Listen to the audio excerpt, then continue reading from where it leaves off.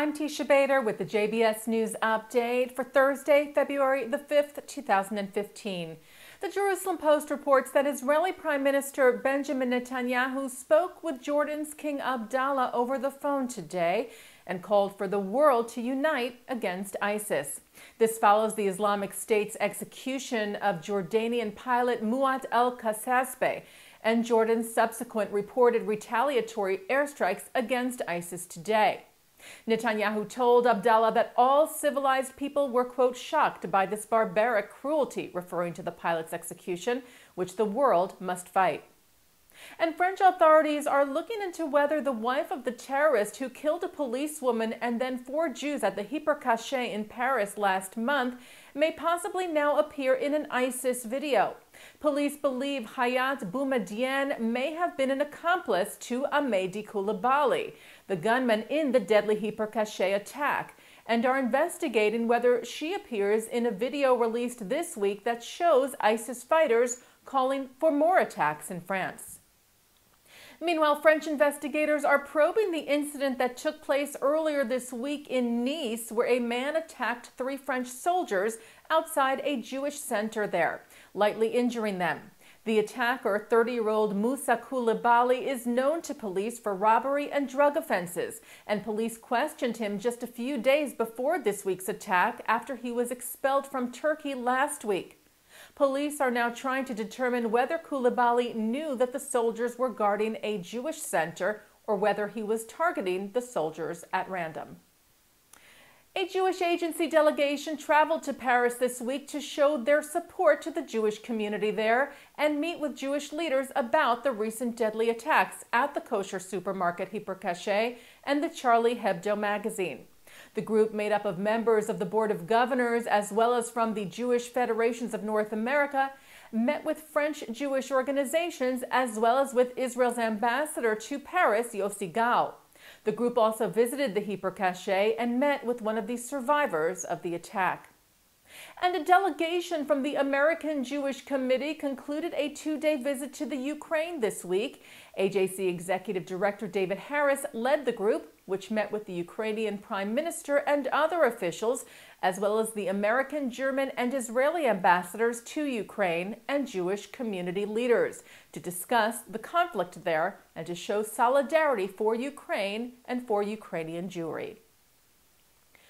Ynet reports that Palestinian Authority Prime Minister Rami Hamdallah met with a representative from the European Union today to ask the EU to pressure Israel to release withheld tax revenues.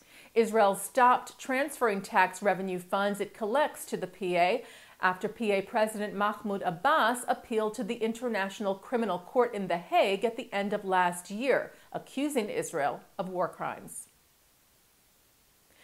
Federal Argentine Judge Daniel Rafecas has been chosen to replace the late Alberto Nisman in the investigation regarding the 1994 bombing of the Jewish Community Center in Buenos Aires and whether Argentina's President, Cristina Fernández de Kirchner, covered up Iran's involvement in the bombing. Nisman was found dead of a gunshot wound to the head the day before he was set to testify about his findings in the matter to a congressional hearing. While his death remains unexplained, many believe Nisman was murdered. Rafecas is known to have ties to the Jewish community and has written a book about the Holocaust and is often invited to speak on the subject.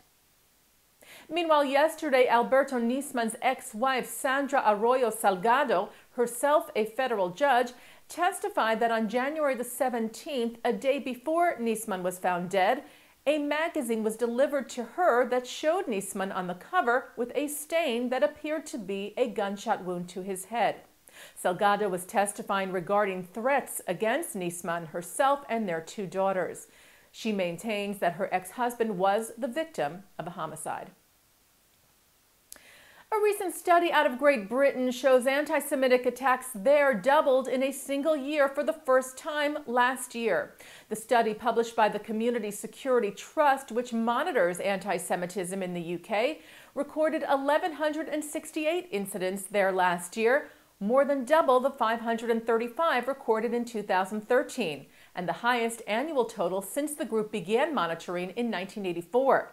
They cited Israel's defensive operation in Gaza this summer as the greatest factor in the increase of anti-Jewish sentiment. Following the report, British Prime Minister David Cameron said today that everything needed to be done to help the Jewish community feel safe in the UK. Cameron said, "I would hate it for British Jews not to feel that they have a home here in Britain, safe, secure, and a vital part of our community." And turning now to our JBS programming for tonight, Thursday, February the 5th. At 8 o'clock, American diplomat Stuart Eisenstadt, who served as U.S. ambassador to the EU, as well as U.S. Deputy Secretary of the Treasury, talks about the Jewish future.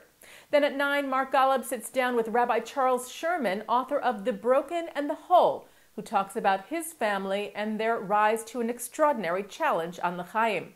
And then at 10, Rabbi Stephen Greenberg, director of Klal's Diversity Project, talks about inclusion with regards to the Jewish gay community. That's all coming up tonight on JBS and jbstv.org. And that's the JBS News Update for Thursday, February the 5th, 2015. I'm Teisha Bader.